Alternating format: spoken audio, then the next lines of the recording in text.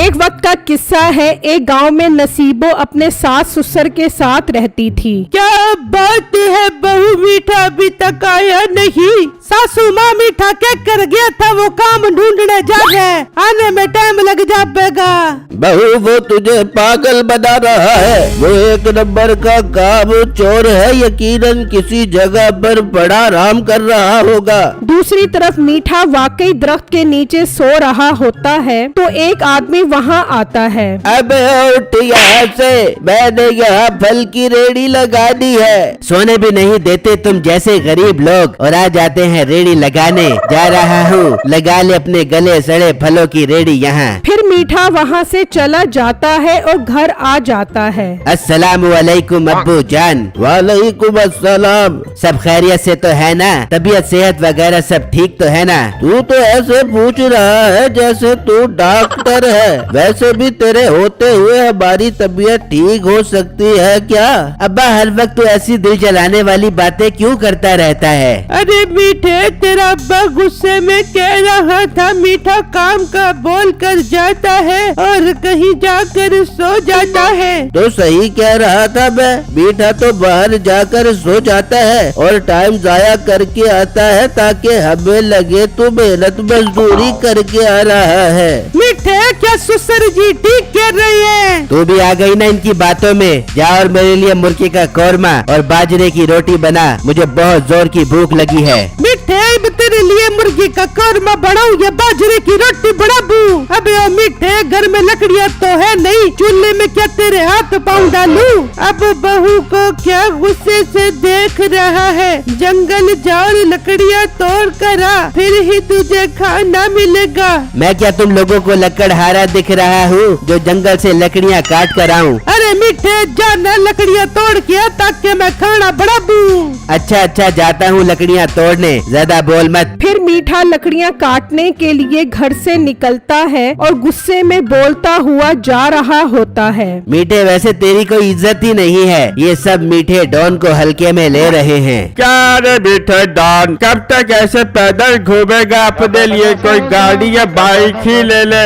अपने बाप से पैसे लाकर दे, फिर खरीद लेता हूँ गाड़ी। मीठे डॉन से पंगा मत ली, वरना इस कुल्हाड़े से तेरे हाथ पाँव काट दूंगा। भाई मैं तो मजाक कर रहा था। मीठे को मजाक पसंद नहीं है, निकल जा यहाँ से वरना काटू तेरे हाथ पाँव। अच्छा जाता हूँ मीठा डॉन। फिर वो आदमी वहाँ से चला जाता है और मीठा जंगल आ जाता है तो उसे किसी के चलने की आवाज आती है। हैं? मीठे, ये किसकी आवाज आ रही है? जाकर देखता हूँ। फिर मीठा आवाज की तरफ जाने लग जाता है। दूसरी तरफ 3 डाकू एक गार की तरफ आते हैं और मीठा वहाँ छुपकर उनको देखने लग जाता है। कोई टेंशन नहीं, सब ओके है। अब खोलता हूँ मैं इस खुफिया दरवाजे को। है खुफिया दरवाजा? मीठे, कुछ तो गड़बड़ है। ओए होए, पर चाबी कहाँ है इस दरवाजे की? अबे ओ मेंटल सरदार, इस दरवाजे पर ताला ही नहीं है तो चाबी का क्या करना तूने?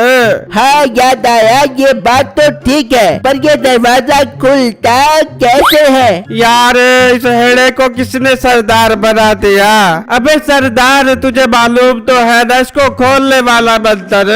हाँ याद आया, खुल जा चप चप। ये मंत्र पढ़ने से दरवाजा नहीं खुलता तो सरदार फिर मंत्र पढ़ता है। खुल जा जब जब। दरवाजा फिर नहीं खुलता। यार मीठे, मुझे तो ये एकदम नालायक डाकू दिख रहे हैं। फिर सरदार मंत्र पढ़ता है। खुल जा बब बब। इस बार दरवाजा खुद बोल पड़ता है। अबे तेरे पास अब आखिरी चांस है, अब गलत मंत्र पढ़ा तो मैं कभी नहीं खुलूंगा। अबे सरदार, ये हमारे पास आखिरी चांस है, जरा खोपड़ी पर जोर डालो वरना हमारा खजाना हमेशा के लिए अंदर ही पड़ा रहेगा। हाँ याद आ गया, मुझे पक्का याद आ गया।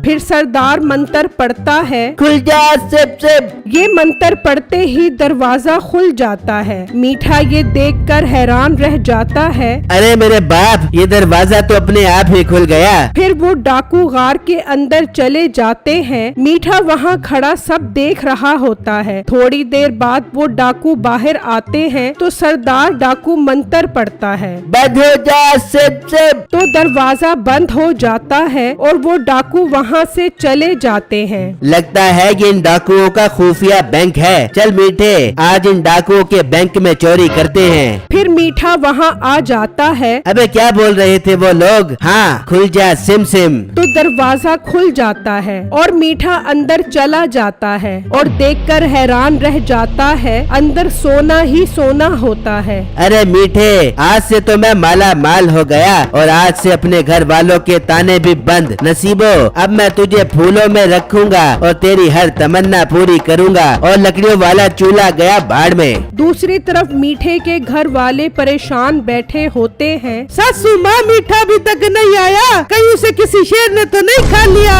वो अभी बातें कर ही रहे होते हैं तो मीठा चूल्हा लेकर आ जाता है। अबे मीठे, ये तू क्या उठा लाया? तू तो जंगल में लकड़ियाँ काटने गया था।